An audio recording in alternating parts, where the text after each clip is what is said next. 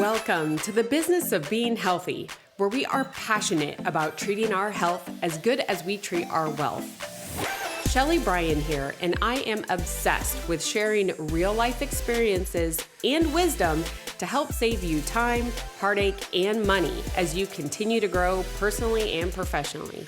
Twice a week, we push aside that BS to take massive intentional action. And I promise by tuning in, you will receive the straightforward talk you've been waiting for, filled with actionable steps that will inspire you to achieve the health and wealth you desire while you are building your empire.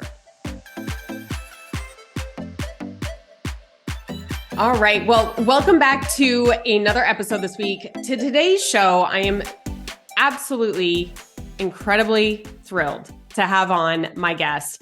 You know, Sabrina is someone that we followed each other on social media, and I just started diving into some of her content, and I'm like, okay, I really love what she has to say. And as I've gotten to know her, and her personal experiences are going to make this conversation amazing. So with that, I really love to welcome you all to Sabrina Carter. She is a physician assistant, and her greatest passions are holistic health, spiritual well-being, and disease prevention. It's not just what she teaches, actually, it's how she lives her life. And she loves to encourage and empower other high-achieving women through her mentorship and her podcast. She shares her expertise to help them have a vibrant health, endless energy, and permanent, I love this word, permanent weight loss so they can feel their best and make a much bigger impact in this world. Sabrina, welcome to the show. So happy to have you here. Thank you so much, Shelly. I just am thrilled to be here. And yeah, thank you so much for having me. Yeah, absolutely. And we're going to kind of dive in on a few different topics today, but just to give our listeners a little bit of a background, you're a PA, you're a physician's assistant. Help us understand, where that falls in, because we're seeing a lot of PAs and NPs really helping our health system right now because we need it. And I'd really love to understand, how you decided to follow into this career path. Yeah, thank you for asking, because it really does take me back to the origin of my passions. So I studied exercise physiology in undergrad, honestly, because I was like, that's what I love. I didn't really know what I wanted to do. And I just knew that that's what I enjoyed. I had grown up, as a gymnast and as a cheerleader and just a very active lifestyle. And I loved what I saw in terms of how, training and nutrition impacted my performance, really. So I studied exercise physiology in my undergrad and learned so much about how many diseases can be prevented with lifestyle changes. That was really the overarching theme of everything that we learned. And in my final semester of undergrad, I volunteered at a cardiac rehab facility at a local hospital. And it was amazing. They had this 12-week program where they would bring patients in who had just gone through either open heart surgery or stents. They had different cardiac or pulmonary issues, and they would rehab them through exercise and teaching them about nutrition and lifestyle so that they could, get on with their life and have a really thriving experience and not feel like they were debilitated by this, diagnosis. And it was such a cool experience for me. And during that time, I was able to meet a couple of PAs. I was exploring what I was going to do next. I figured I should go to more school. Should I become a physical therapist? Should I do kinesiology? Did I want to become a registered dietitian? I was exploring all these things. And then, to be honest, I got in the OR one day and saw an open heart surgery. And I was like, oh my gosh, this is the coolest thing ever. How can I be in this environment but not be a surgeon? Because at that point, I was past the point of like doing med school and all that. But I really got just so fascinated by this whole experience of the heart and rehabbing it to health. And so I ended up going to PA school. My passion all along was cardiology. That's always what I was drawn to, but I was open to doing something different. But again, my ultimate goal was to get in and be able to educate people about disease prevention. That's really what I wanted to do, even on a medical standpoint. And I figured, medical professionals are respected. Their opinions matter a little bit more than someone who might be in kind of like the exercise world. So for a variety of, those reasons, I chose to go on to PA school and still loved cardiology. I worked in that field for a short amount of time. And through that, my passion for fitness, exercise, nutrition kind of got like revamped, which we'll probably talk about in a few minutes. Mm-hmm. And it just led me to remembering, like, I'm not here to just prescribe medications and manage people's diseases. Like, I have to get out there and talk more about how a lot of these patients would probably have been able to prevent being here as a patient if they had implemented some of these strategies that I know. And so, I mean, that was back in 2013. And since then, I've really been working hard to share my medical knowledge and also just my personal passion and expertise to really empower women specifically to really understand that disease prevention is the way to go. And, that there's so many things that we can do now to help us to really thrive, as we age. So.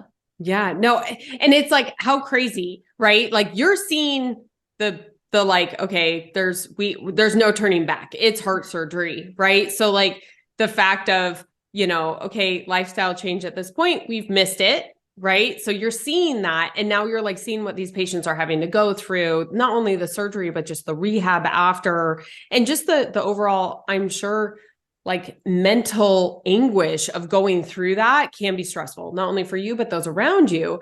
And you're like, this could have been prevented, and it's not like prevented of like, oh my gosh, like you can never eat anything fried again, or like, no, you have to work out 5 hours a day. Like, I think that's what a lot of, the conception can be, is like, it's extreme or extreme, right? Extreme heart surgery or extreme, like, lifestyle changes to be able to make this. And I know that we're going to get into this conversation more, but it's that lifestyle change. And here on the show, if you have been tuning in, that there's definitely like an alignment. It's not either or, it's and. Like, how can you have the business and your health at the same time? And so I'm excited for this conversation with Sabrina, because I know we're going to dive into it. But,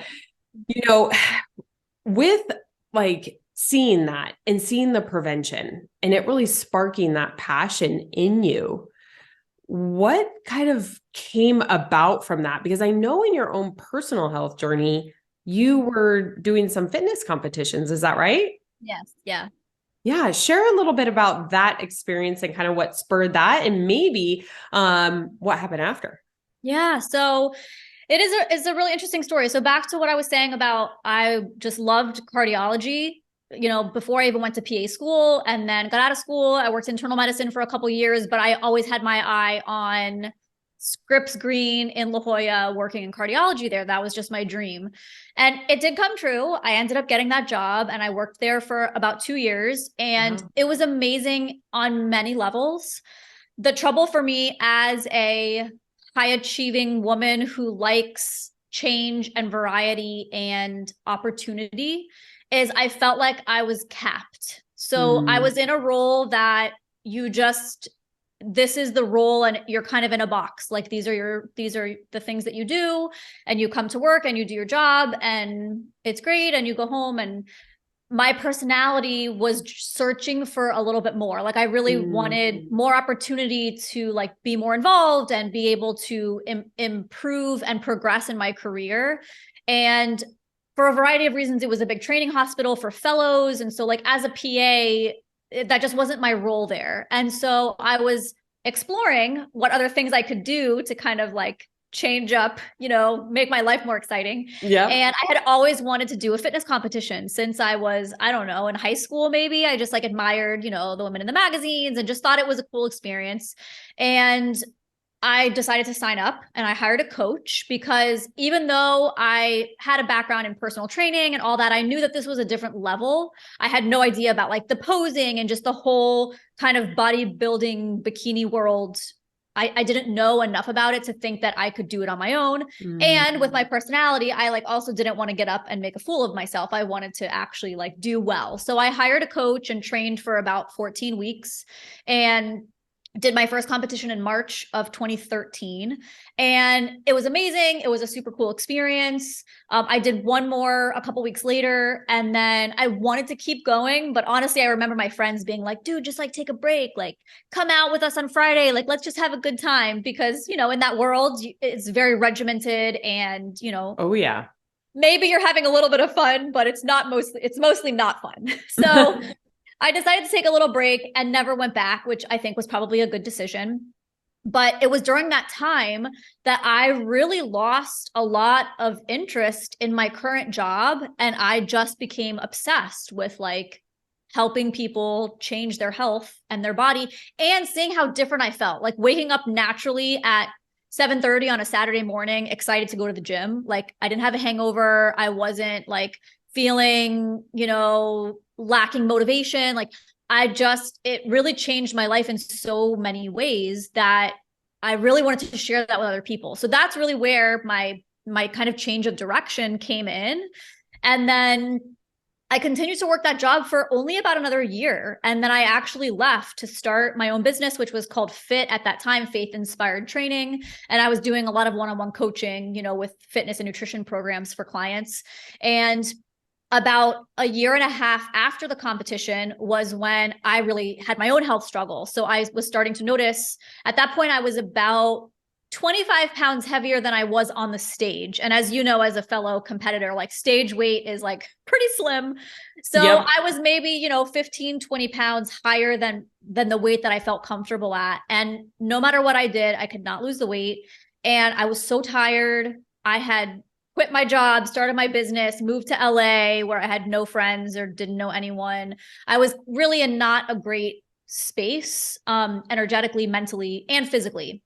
And so I was trying to do everything that I had learned before, right? Like super restrictive dieting, lots of cardio, lots of weight training. And I was also working really hard at that time to build my business. And so I wasn't being very loving or kind to myself. And I actually didn't menstruate for a year and a half. And at the beginning, I was like, oh, one less thing to worry about. Great. And then after a while, I was like, okay, this is probably like not healthy. I should probably get this investigated. So again, knowing my limits, even as a PA, hormones were not my area of expertise. And I also knew that Western medicine, although I feel like it has its place, I knew that they would say, here, take birth control, and that will get your periods started again. Mm-hmm. The problem is that I didn't have a birth control deficiency, right? I didn't need birth control. That wasn't the underlying problem. And so I really wanted to know what's happening hormonally that's causing this and how can I fix it? So I hired a naturopathic doctor, paid everything out of pocket. And literally in 6 weeks, my cycles were back to normal. And she taught me that I needed to relax and do like more gentle restorative exercises and not be so restrictive with my dieting. And she had me on some supplements, and maybe it was 3 or 4 months, I got back to my normal kind of baseline weight. My cycles returned, and literally all has been normal ever since. So I'm forever grateful for her and her expertise. But that was another piece of my journey where I could start to relate to people who were like, gosh, I'm trying everything and I can't lose weight. Or, I was only 31 at the time. Like, why am I so tired all the time? And so it was through that experience that I was really able to learn, like, wow, stress is really problematic for our bodies. And sometimes as our bodies change, we have to do things differently than what we did before to get a different result. So that's a little bit about that experience and my own health struggles. Well, and just like, our listeners, I'm thinking about them, I'm thinking about me, right? That we are, whether you're actually training for a fitness competition or building a business, these are two very stressful activities, right? And your body doesn't recognize and say, oh, well, this is good stress. Like you're doing this to yourself, or this is bad stress. Like, wow, this is like something I should be scared of. It's stress. And so I love this story because even if you're building a business and you're like working the extra hours, maybe not eating, not moving enough, not having the connections with the people that you care about because you're so focused on building the business, that's the same way as training down for a fitness competition. Absolutely. And so when you start going like, oh, this is normal. Like, oh, I'm okay. Like, it's fine. I'm young. I can handle this. Like at some point, your body's like, no, it's not. Yeah. And in yours, it came out in the sense that your energy was completely depleted, and then your hormones, and then also just not being able to lose the weight, right? And then not cycling. Like these are a lot of things your body's like saying, Sabrina, Yes. like hello. And I think as we're running businesses, our bodies are doing the same thing, but we don't often recognize it. And one thing that I loved that you said there, and it was your curiosity, because with your background, and I love this, with your medical background, you were like, okay, well, I know that like if I go to the OB, she's going to throw me on, or the endocrinologist, maybe they're just going to throw me on a thyroid medicine or something like that, and or like birth control. You're like, that's not my problem. Like, what is the underlying problem? And in your experience, Sabrina, do you find that curiosity has really led to your advantage when it came to your health and creating these values that you have for your health as you're growing your business? Oh yeah, 100%. I know that I have knowledge, but I know my boundaries, but I'm always curious to learn. Like I'm absolutely fascinated by the human body and how it works and how you like cut your finger and it heals, or how, the immune system, like all of it is just so fascinating to me that I'm always curious about learning new things. But obviously when it happens to you personally, it's that much more powerful, right? Like my desire to understand, okay, how can I improve this from the bottom, like from the foundation? I don't want to band-aid the symptoms. I want to actually get to the root cause. And to be really honest, from a Western medically trained professional, they do not teach us how to do this in PA school, in medical school. Like MDs are not taught how to treat patients in that fashion. And it's really unfortunate. It's just the facts. We are taught to look at symptoms and make a diagnosis and know how to treat it, unfortunately, with medication. That is how we're trained. And so I'm grateful for my personal passion of being able to use my medical degree, but also give patients an opportunity. If I see them and I'm like, hey, it looks like you might have, a hormone imbalance or some type of deficiency, like you can see a standard Western medical provider, but if I could make a different recommendation, if you're open to it, yes, it costs more money, unfortunately. But if you really want to get to the underlying cause, like maybe functional medicine or a naturopathic doctor can give you some better answers that can treat you long-term. Like I'm not on anything now. I'm not on any hormones. I'm not on birth control. I don't have to take, it was literally maybe 2 or 3 months that I took, some of these supplements, and then my body regulated and it's able to sustain the results naturally.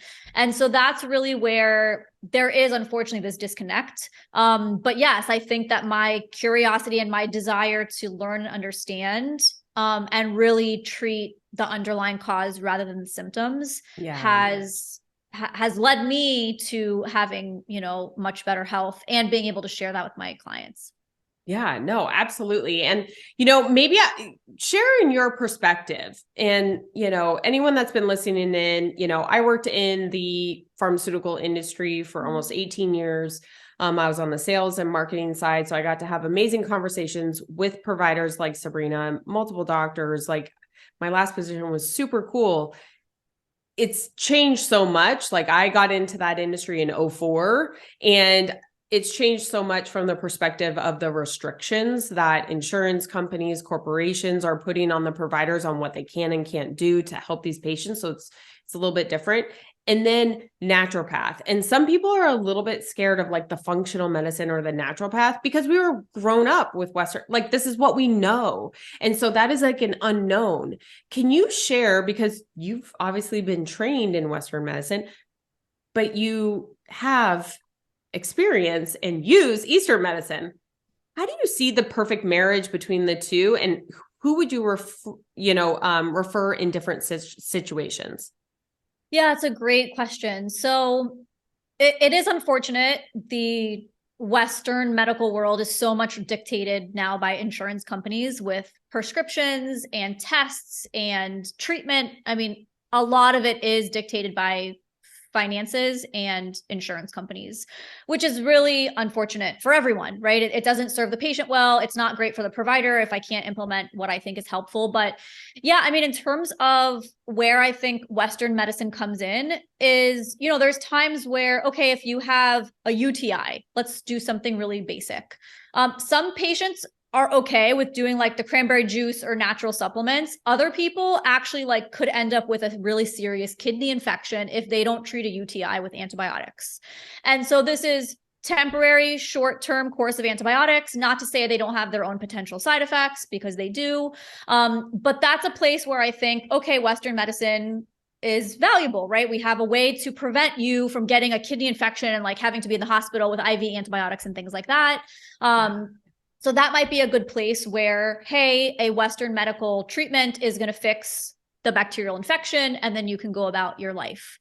However, when it comes to things like hormone imbalances, PCOS, menstrual irregularities, gut health is a huge one. I mean, there's so many, like what's causing bloating? Why do you have food allergies? Why do you have chronic fatigue? I don't think that's a real diagnosis. I think that's a thing that we as Western medical providers label a patient if we can't figure it out. And really, it's like, if I don't know something, I'm happy to admit that and then say, hey, you should see this person instead. So, I had a patient recently who was technically diagnosed with PCOS. I did a further workup for her and couldn't see any evidence of PCOS, but she has irregular cycles. And so I told her, like, you can see an endocrinologist or an OBGYN, or you could see a naturopathic doctor and actually have them do the thorough workup. So here's the difference. When I went to my naturopathic doctor, my initial intake was 90 minutes, an hour and a half she spent with me going through everything from family history to my job, to my sleep patterns. What supplements do you take? Tell me about 3 days of your nutrition intake. How far do you drive to work? How long do you sit? Like, more questions than I've ever been asked by a medical professional. Mm-hmm. And even my follow-up visits were 45 to 60 minutes. She would do like a full set of vitals, and it was so much more thorough than, again, what were even allotted in Western medicine. You work in internal medicine, you have 20 minutes to see a patient. And so the system is broken. And again, it has its place. If you break your arm, okay, you probably need to have a cast, right? So like there's scenarios like that where Western medicine, if you're having a stroke, if you're having like some acute life-threatening emergency, Western medicine is great. And I think that's what it should be there for, is, catastrophic or temporary issues. But in terms of long-term things like autoimmune conditions and chronic fatigue, things like that, hormone imbalances, there is usually a way that it can be corrected from the core. Like, what is the main cause? And let's fix it so that you don't have to take medication for the rest of your life. Because as we all know, medicine has its own potential side effects and its own problems that it causes. So that's my opinion really with, where each one comes in.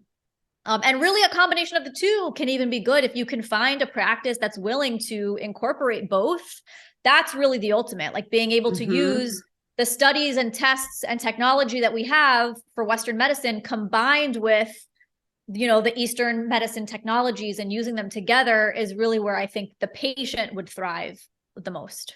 Which, I mean, I think that's the most important part that we as patients need to remember, is that we have to be our biggest advocates.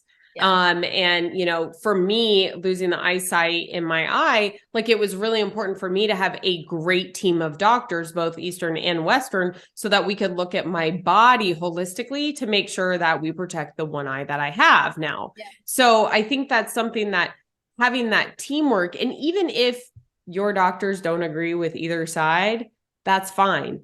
You be the educated patient and you can at least get both opinions. And so I really love that perspective, and that we do have these options. It's the same thing as like, you're going to go interview like 3 marketing firms to run a huge marketing campaign for you. You're not just going to go with the first one and be like, cool, done. Like, here it is. You're going to shop it around. You're going to see who has the skills, who has the mindset, who has the ideas, and price, right? That meet it. So it is the same thing. So that's one thing I always love to show on here on the Business of Being Healthy, is that a lot of the business skills that we use every single day in our businesses, in our careers, leading teams are the same skills that we can apply over to our health. So you're doing that over here in your business, just bring that same thing and have that same mentality when you're looking at your health.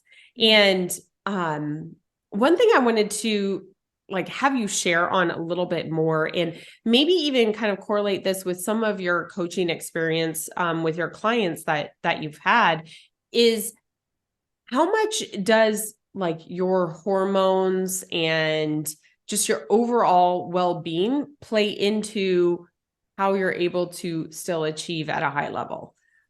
That's one thing, is that we love to put it in silos, our health in a silo, our business in a silo, maybe our family in a silo, or relationships. But I don't think they can be one. What are your thoughts on that? Yeah, they are 100% all intertwined. And I think if we as individuals look at when we are thriving the most in our life, it's not because our relationship is great if work and other health things are terrible, or if our health is amazing but our relationships are terrible. You can't possibly say that life is amazing when all of those things are not kind of lining up together, congruent. And so there's also no way, in my opinion, that you can sacrifice your health or put your health aside and expect your business and your relationships or your personal life to thrive if you're sacrificing that area. And so, yeah, I think it is of the utmost importance, especially as I get older myself. I have more experience with patients and with clients, seeing what they're dealing with and recognizing that, hey, if you continue to sacrifice your health at the expense of your career, you're going to pay for it at some point. And it might not be your health at first. It might be your relationship, or it might be, your availability and your, connectedness to your children, or, just how you feel in general, that you're suppressing emotional trauma or grief or something. And you're just working. So you don't have to pay attention to that, but it will catch up to you. And so I really try to use that as an empowering statement. I try not to make people feel guilty about it, because it's a little bit of the nature of America and just us as, high achieving women. I can relate so much to that, but where I've personally thrived in my own life and where my clients have had the most success is when they're really congruent in all those areas, right? So it's back to the thought of integrity, is having integrity in all of those categories is what really brings it full circle.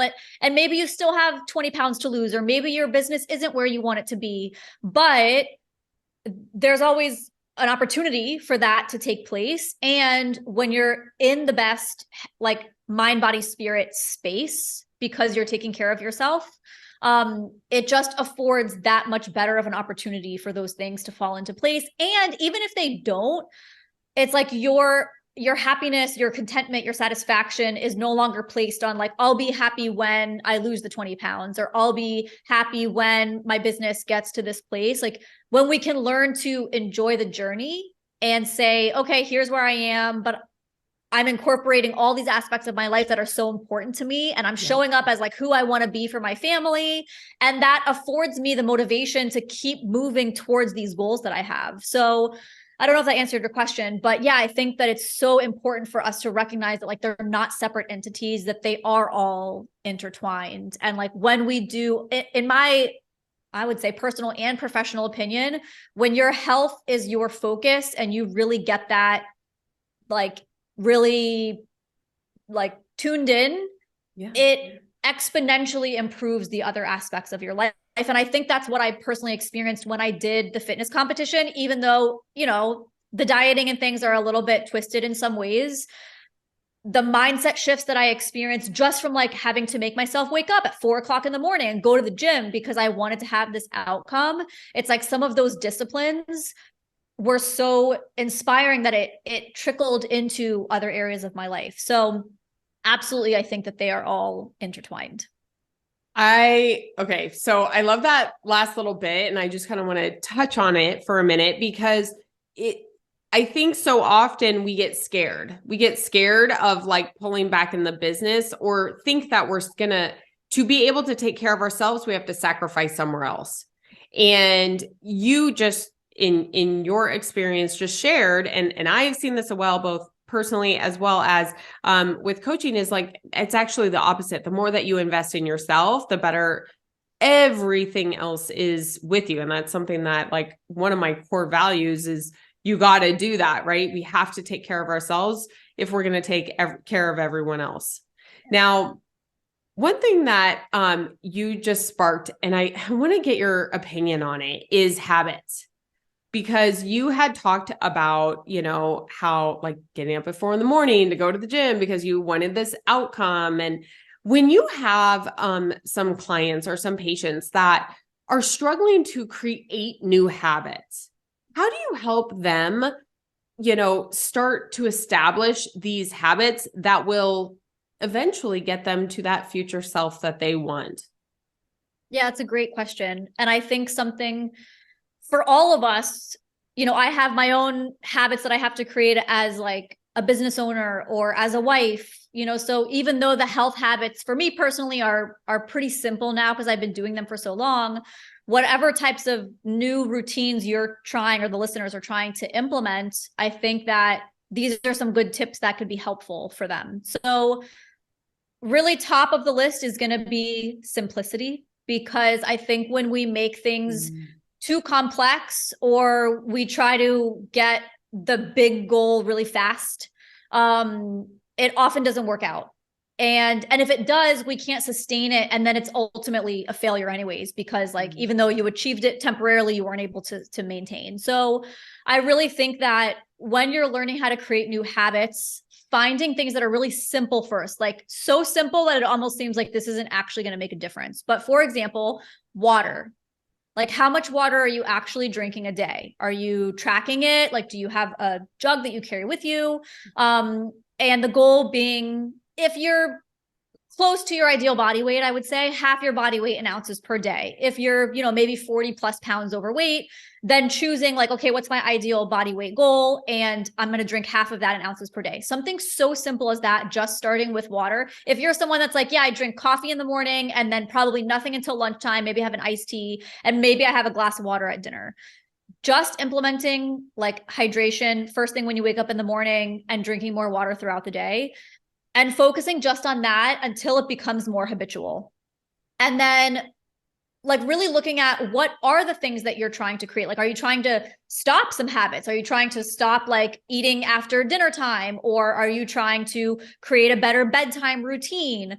And so I think that if you can hone in on either things that you want to start doing or what things that you want to stop doing, and then replace them with something healthier, and really getting to the bottom of like, what does my life look like when this is a habit? Because as we know, like habits don't take a lot of thought. We don't think much about them. We just do them without thinking, which is amazing in some senses and can create a lot of problems in other areas. Yeah. But I think if you can start with simplicity, if you can really think about how your life would look if that was a habit. So what would your life look like if you had a great bedtime routine and you could sleep better? Like, how would that impact your life? And then really trying to create something fun around it. I think like the celebration factor, or just thinking about how can I make this more enjoyable so that it doesn't seem like such a drag for me to do meal prep or get to the gym or, go for a walk or whatever it is that you're needing to do.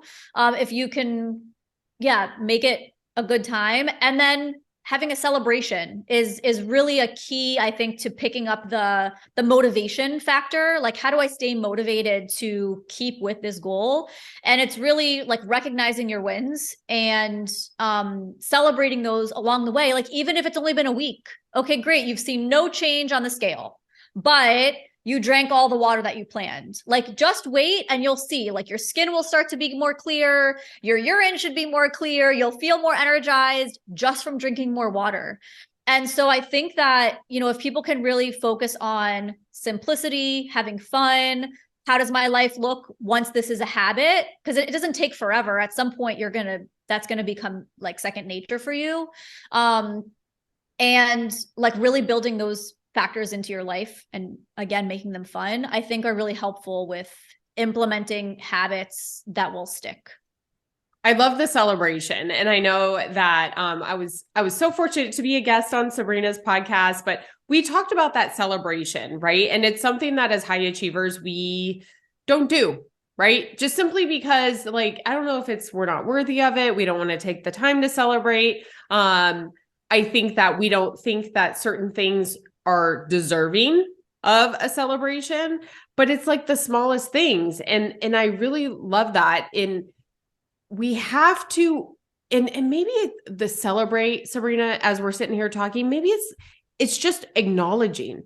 It's not like when we say celebrate, we're not like throw a party and like go buy yourself a new Louis Vuitton because you ate healthy for a day. Like, no, that's not what we're talking about. It's like just even acknowledging, like, damn, I'm proud of myself today. I drank all the water I said I was going to. I had to go to the bathroom a lot and that stunk, but whatever, I got it done. Like acknowledging that is so powerful to actually start ingraining that into your subconscious to create those habits. And if we don't acknowledge, I'm going to change that celebration because like hearing this, I was like, gosh, sometimes I don't want to celebrate stuff that I don't think is big enough, but I do want to acknowledge it and like give myself the pat on the back and be like, hell yeah, got that done. All right, next.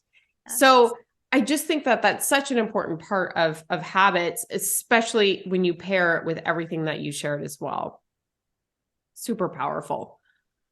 Now, let's talk a little bit about mindset. And one thing struck me that you said earlier is that you were a gymnast, right? So you started young, right? And kind of having like this like very active regimented schedule, right? Then you go, so you were a gymnast, then cheerleading, PA school, like that's not easy, right? Going in, you had to do all your rounds, like to do all that, to then coming out, practicing fitness competitions. Like these are all like big things and constant things. How do you think like having that mindset and maybe that athlete mindset as a child, how has that like lent itself to where you are now? Yeah, it's a great question. And I will say that some of it seems to be like innate personality characteristic. Like I remember someone telling me like, it's incredible the amount of discipline you have. Like, I wish I could have that. And I guess for me, sometimes I just never even considered that that was like not something that everyone has, because that it wasn't something I necessarily worked for. It's kind of like that was just my nature since I was little. I just had like this high achieving mentality. But you know, it's interesting in I think even the conversation we had on my podcast about learning that like A plus B equals C. So in school, that's what I learned, that like you study for the test and I would study well and I would get a good grade. And, you know, in cheerleading, it's like you learn the routine and you perform the routine, obviously at your best. And it usually pays off. Obviously, you have a team, so it's not all on you. But I've found that business is a bit different, right? Like A plus B doesn't equal C in business. And ever. Yeah.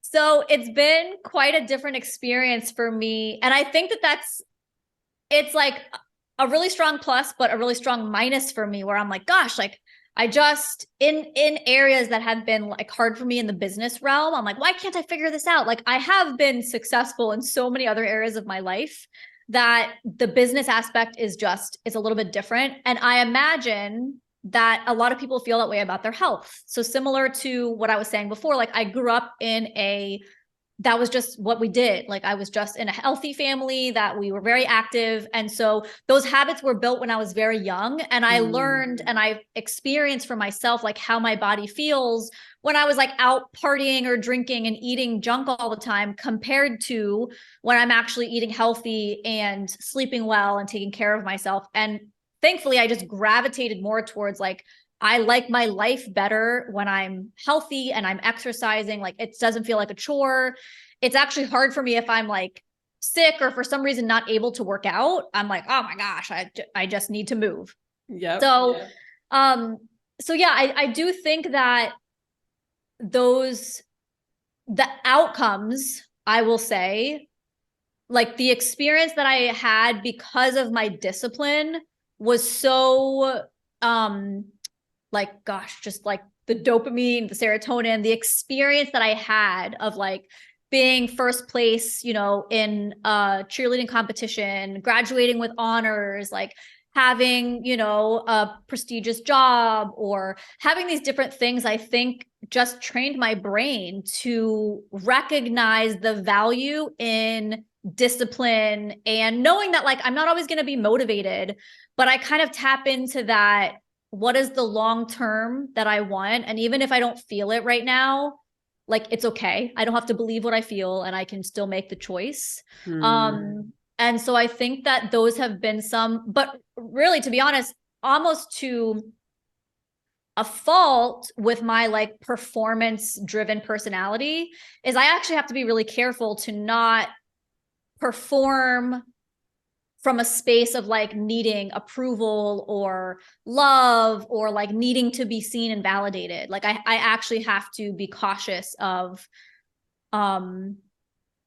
being myself and giving my best because that's who I am, not because I'm seeking something. Because that's an attachment that I recognize that like when I was younger, my dad was a photographer, and every time I was doing some type of performance or graduation, or there was like a big thing, my dad was always there taking pictures. And he was around, but I think my brain kind of connected performance with like love from my father. For sure. Absolutely. So I had to learn how to disassociate those and, you know, live my life and achieve because that's what I love, but sometimes recognize that like, okay, I can take a rest today. I don't have to like complete that today. I can do it in a few days and everything's going to be okay. So, yeah, no. And there's a few things that you just spoke about that I just want to acknowledge.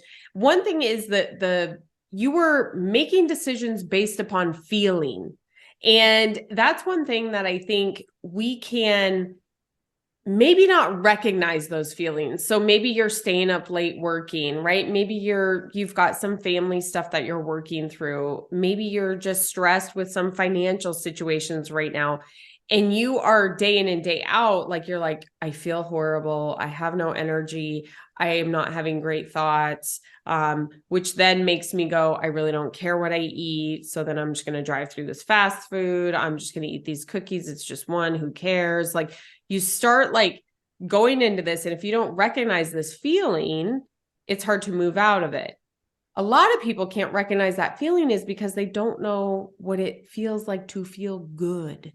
And so it's making those small, to your point, making those small incremental changes where they're all of a sudden like, wow, I woke up actually feeling amazing because I went to bed 2 hours earlier than I normally do.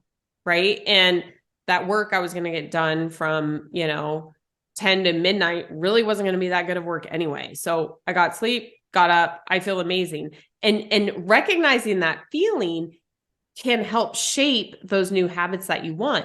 But if you just like pound through, right, to your point, like achieve, and you're like, I feel like hell, but like I'm hitting my, my dopamine hit because I'm checking off the box and I'm winning this medal and I'm getting this attention, but I feel like horrible. That it's like you almost have to like test the waters. Let me try something new and see how I feel after that. And if you're like, holy cow, I didn't know you could feel this good. Yeah. Like that could be the catalyst to really help change your perspective on health and habits and the things that you're doing. It sounds huge. Like this is pretty similar to kind of maybe something you've gone through.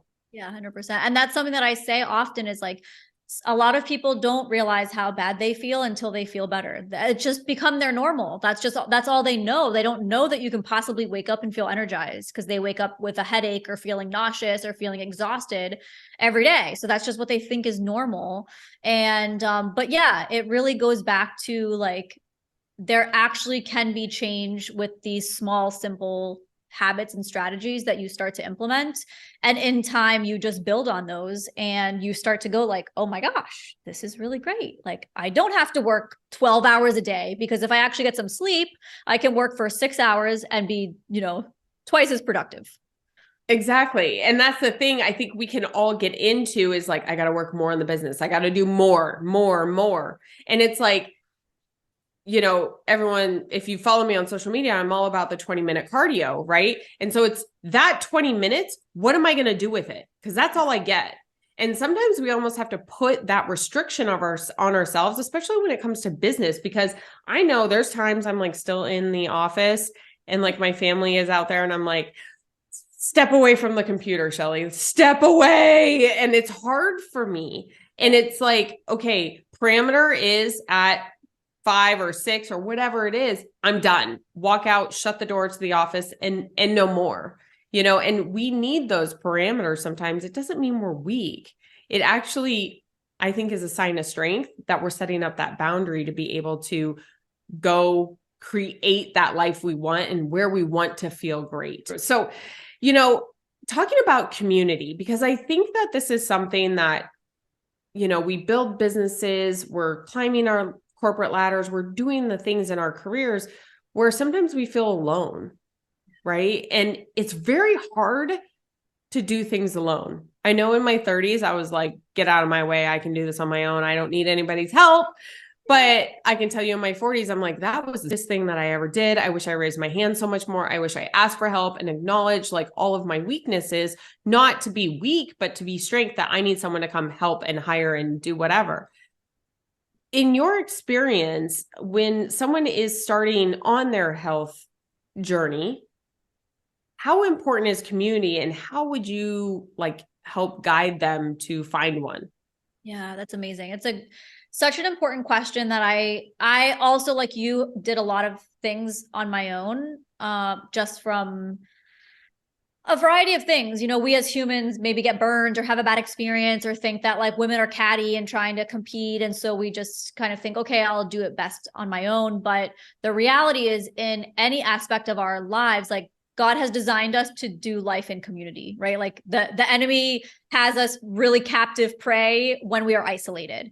Mm-hmm. But it's a way that we self-protect and self-preserve and try to whatever, maintain our composure or our independence from trying to be isolated and do things on our own and not acknowledge that we need help or that we need community. So I would say it's exceptionally important in any aspect, but really in, a health space or in building a business, like we see that those who are in community with other people, not only having a mentor or a guide, someone that has the expertise and experience to actually help you bypass, potential roadblocks or overcome things and, potentially get to your outcome quicker and in a more enjoyable way, but also to have other people that are kind of in the same boat as you, in the same space. They have similar struggles, and where you guys can encourage each other and say like, oh yes, I had that experience and here's what I did. And like, here's where I am now. And so each person is kind of inspiring the other members through their own experiences and saying like, hey, I was able to get here. Like, so can you, even though this person's not a coach, they're more like at the same level.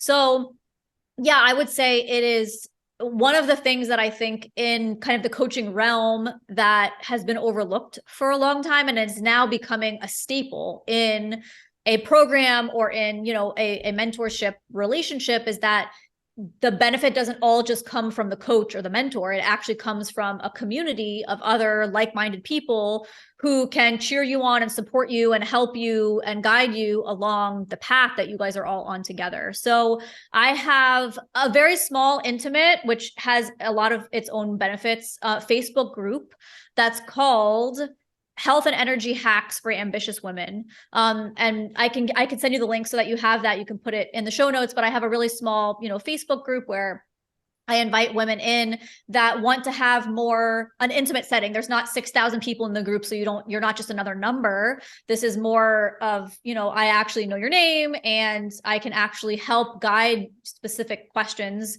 that that specific person might have. But yeah, I think that it's really important that we recognize the value in community and that vulnerability actually creates deeper community. It doesn't create connection like our brain, some disconnection, like our brain sometimes tells us like, oh, don't say that because they're going to think you're weird or you're weak or you're whatever. The reality is that most other people in the room have the same struggle. And when you highlight it, it actually creates better bonds. And that's what so many of us really want. We want connection. We want love, we want community, we want people to do life with. So yeah, I think community is probably one of the most important aspects in us being able to accomplish any goals, but specifically for our health. Yeah, absolutely. And please send us the link. We'll make sure to put it in the show notes, because I think it's like a good starting point, right? It can be so scary. There is so much out there. And like if you were even thinking about like starting your health journey in like January, like it's part of like the health and wellness and fitness, like just world that I really actually disagree with, is just like all like kind of like the advertising that happens. And it's so easy, right? It is easy, but you have to have some coaching. You really do. And gosh, I love that you have that little that community. One question I'd like to ask you as we wrap up here, because you're a practitioner, right? You're a licensed health practitioner, yet you're also a coach. In your opinion, Sabrina, how would you differentiate the two? Because I think that this happens along. It's almost like a therapist versus a coach. Like these are two different things. They can both help you, but it can be intimidating. Like, which do I pick? Yeah. How would you describe those so that people can know which one to choose? Yeah, I think it's such a great question because it can be confusing nowadays. There are so many quote unquote coaches. I mean, you don't even have to do a certification nowadays to call yourself a coach. And it can be a bit misleading for the general public, or even someone like myself who's, a professional. It's like, if I'm looking for a specific type of coach, I'm always looking for credentials, credibility, sometimes testimonials, but really like, I want to know about you and your expertise. Yeah. And so there is a very real difference between the two. You don't have to have any type of coaching certification to be a medical professional, and vice versa. You don't have to be a medical professional to be a coach. And I think the skills are obviously quite different, because coaching, in my opinion, what makes up a good coach is someone that's actually guiding the client. So I personally, as a coach, I'm not the hero. It's not a dictatorship. It's not, I have all the answers, come to me and I'll tell you all the answers and then send you on your way. No. A good coach or mentor, which I kind of prefer that word a little bit more, where it's like, I'm mentoring you. Like, I've been there. I'm here to ask you insightful questions to help you figure out what's best for you. I actually don't think that one diet is best for everyone. I don't think that one exercise plan is best for everyone. And just because your sister or your mom or your friend had great success with this doesn't mean that that's going to be the case for you. So there is a very significant difference between the two. And I think depending on what you're looking for, either one can be beneficial, or really ultimately one who has both, right? Like someone who actually has the credentials to know, do you have a hormone imbalance? Do you have a nutritional deficiency? Do you have a medical condition? Are your medications causing some of the struggles that you're having? As opposed to just helping you with your mindset when maybe your mindset isn't actually the problem. So mindset's a big factor, but I think you really need to figure out, okay, if I'm really looking for someone to help me with my health, I would prefer to have someone who's really an expert in health and the health industry, not just someone who's like a great coach and can cheer me on to maybe adrenal fatigue, right? Like that's what I got from the coach that I hired to do my bikini competition. Like I got adrenal fatigue ultimately from that experience. Did I get the body I wanted from the stage? Yes, but that's not ultimately what I wanted. And so I think that you really have to explore like, what are the outcomes that you're looking for, and do the research so that you can know like who is the best person to work with. And in my opinion, like someone who does have experience coaching, but also if you're looking again from a medical standpoint, that you have someone who has a little bit more medical knowledge so that you can learn what you need to learn and actually like implement what's going to be helpful for you specifically. Yeah, no, I think that's a really great perspective, because it can be like, right, if you go to Google, like, oh gosh, please don't go to Google. But if you go to Google and you're like, trying to like understand, and that's where we mostly go. And like, I get it. I was there too. But you have to start understanding the differences between the two. And maybe that's the same person, right? There's not a bunch of Sabrinas out there that are medically licensed plus also coaching, but maybe that's two people. Maybe that's your team, right? Where you have a coach that's really helping guide you, but you have a medical professional that can actually do the blood work, look at things from a more like medical stance than a holistic stance. There's room for both. We talked about this with like Western versus Eastern medicine.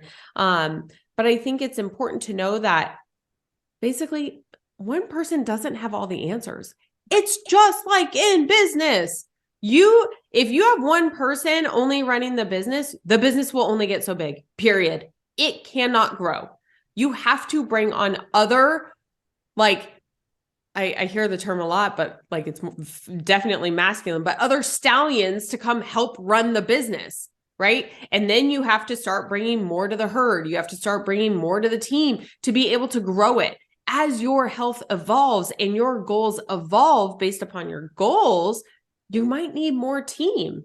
And so I think it's so important to kind of hear the difference between the two, what they do, and how they ultimately can both help get you towards the goal, but maybe in different ways. Yeah, it's so similar to like in business, you wouldn't hire the same person to do your marketing as you would to do your finances or to do, back ends, like, maybe coding or something, right? Like, right. Yeah. So yes, and that's where, again, for me, even as a medical professional, I hired a naturopathic doctor to help me with my hormones. Like I probably could have figured it out if I wanted to spend a ton of time doing a ton of research, but I wanted to actually just pay someone who was already an expert that could help me. And I'm happy with that decision. So yeah, I think that it's good to have, like you said, a team, and then be able to have collaborating minds and ideas, not too many people, because then sometimes you have conflicting ideas, but yeah, just recognizing like, what is the actual need that I have? And let me hire someone who's really like an expert in that area. Well, and just like you said, hiring somebody, it saved you a bunch of time. You could have done it. Everyone could go do this, but by hiring someone to be on your team, you are actually saving yourself time and most likely money too. And starting that whole health prevention where maybe you don't go down that expensive path of surgeries and who else knows, right? So, wow. Okay. So this has been such a fun conversation, and kind of like, so focused on that high achiever, right? But looking at it from different perspectives.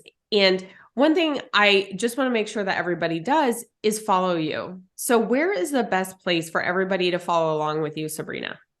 Yeah, so I am active on Instagram and Facebook. So I mentioned the Facebook group that I have. On Instagram, you can find me at Mrs. Sabrina Carter.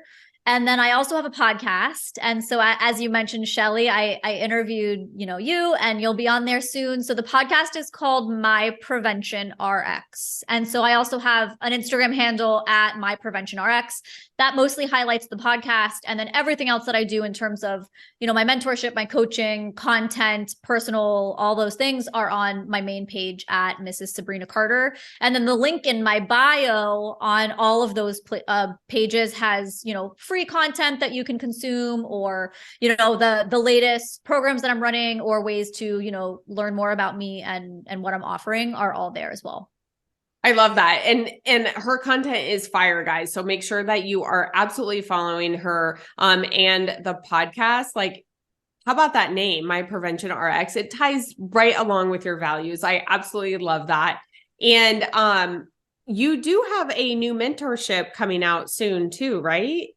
I do, yes. So I recently ran a free challenge called the Endless Energy Challenge for ambitious women. And it was so much fun. I shared my Endless Energy framework that I've been using these different strategies for many years, pretty much after my diagnosis of adrenal fatigue, like really learning how to rehab my life and put them into a really simple and effective and fun framework for women to be able to utilize at any time.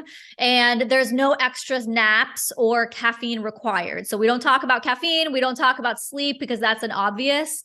The strategies are really, fun and effective in terms of boosting energy. So yes, I am opening up my Endless Energy mentorship program, also for high achieving, ambitious, career driven women.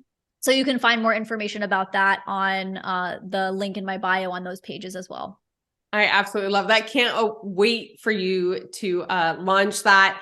Sabrina, thank you so much. I definitely want to acknowledge you. You could hear your passion. I talked about that in your introduction, is just your passion, right? And that disease prevention. I think that you are just such like a walking billboard in such a great way of what your passion is and what your mission is. And so I just want to say thank you for sharing your wisdom, your knowledge with us here today on the show. Thank you so much, Shelly. It's been an honor. Thanks again for having me. Yeah, absolutely. All right. We'll see everybody soon. Don't forget, if you love this episode, make sure that you snap a picture, tag both Sabrina and I, and we will give you all the love. And if you have that extra second, that 5-star review is so powerful and means the world. You could actually be helping other people see this and help them start their health journey as well while they are building their business. Thanks so much. See you soon.